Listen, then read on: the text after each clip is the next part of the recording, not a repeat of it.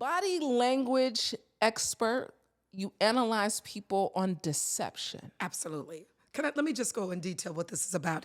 When you hear about body language, nonverbal communication, how important that is, it's our first language. Yeah. Before we're able to speak a word. Yeah. There was a study that was done well over 50 years ago out of UCLA by Dr. Maharabian on the communication theory. And yeah, you have other experts says, oh, the theory is dated, but they ain't done a study. So it's been over 50 years ago. And here's what he found, that our words, Brandi, are 7% of our communication, 7%. So the question, are the words that are coming out of your mouth, are they powerful or powerless, passionate or passive, poison or potent? Just saying the word cancer is feared in over 12 languages. One of the most revered words outside of our name is mother. So we don't often think about just the words, because once those words come out, it can evoke some kind of reaction. According to the study, 38% of our communication is tonality. Now, everybody that's watching and listening, you heard the saying, it's not what you say, but what? It's how you say it. But we're going to do a remix. It's not just what you say or how you say it. It's what they hear. Yeah. So if I said to you, Brandi, I saw Steve and Sandy at the mall the other day and they were alone. Just by the words and the tone, you can say, Linda, big deal. People go to the mall all the time. But if I did it like this, Brandi, I saw Steve and Sandy at the mall the other day, and they were alone. Same words, but different tone. And that tone can invoke different emotions. Someone out there probably had a mother that said, baby, I don't like that tone you're using. Yeah. So the tone is critical. But 55% of our communication is nonverbal. Wow.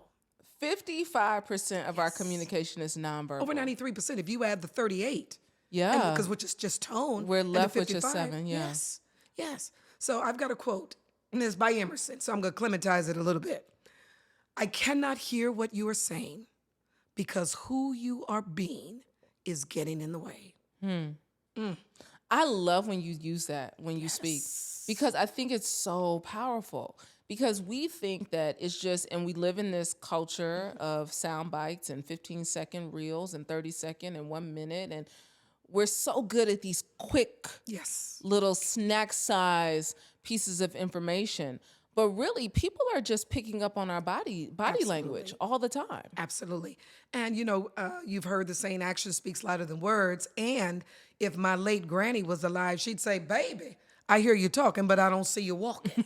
So if those words and the tone and the nonverbal are incongruent, that's the thing, Brandi, that sends a message. And so how many times have someone walked in the room and they were in your presence and you're thinking, I don't, there's something about them. Yeah. And you can't put your finger on it. Grandma knew. Grandma would say, baby, I don't like his eyes, or whatever it may be. But there was something. It is the part of your brain, the amygdala, the reptilian, your limbic system that is sending you to alert. Quite often, we overrule it. That's why someone would say, somebody told me not to hire that person. Something told me not to marry or get involved or sign that contract. It's our brain talking to us. But you said something. You said something that it's something about the micro expressions. Micro expressions. Oh, that's that term coined by Paul Ekman. And he did a study on the micro expressions. So when you begin to think about something, the moment that you think about it, it shows up in the matter. Mind over matter. So you either think about it. Micro expressions are those expressions that leak out when you least expect it. You can't control. So I'll say to you, so what do you think about the new director that they hired? You think he or she would be great? And you go, you see that little thing that I just did? Yeah. That little smirk that I just did. And he'll be okay. She'll be okay. So it's leakage of those tiny little expressions that someone says, did you see that?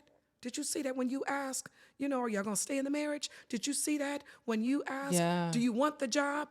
Those are the micro expressions. But here has been the challenge. We live in a wonderful age of technology. I'm sitting with you here because of technology. We're able to get this message out to your wonderful audience because of technology.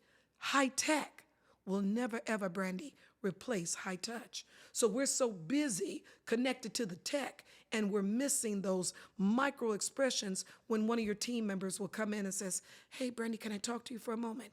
You hear it in the tone, but maybe it's the end of the month. Are you working on a deadline? You don't take the time to be able to look over and see the facial expressions like, what's the matter? Yeah.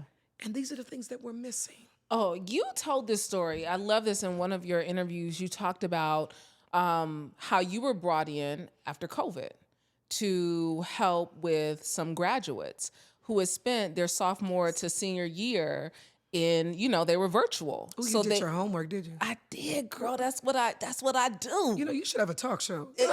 I do.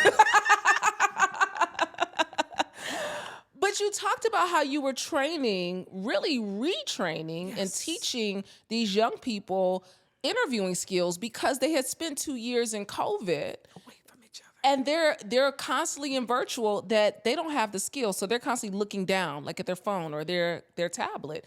And you said that these are some skills that will not be able to be replaced no matter how hard we try. Well, absolutely. So here's what happens. During COVID, they told us to keep 6 feet away from each other.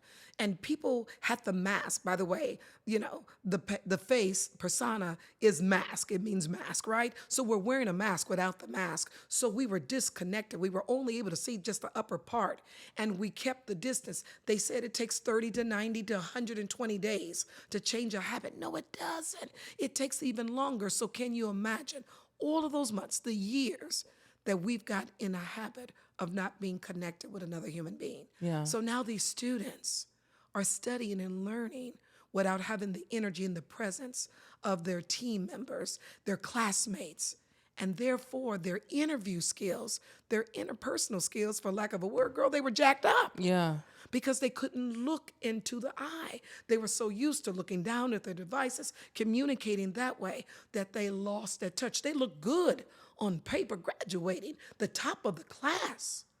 But their interpersonal skills, and especially when they had to do it on Zoom or any other virtual platform. So you can imagine when they were in person. Yeah. Wow, they were still disconnected in the same room, but yet disconnected. So we had to rewire that for people to be able to open up. And one way you'll know, the body language closes up, okay?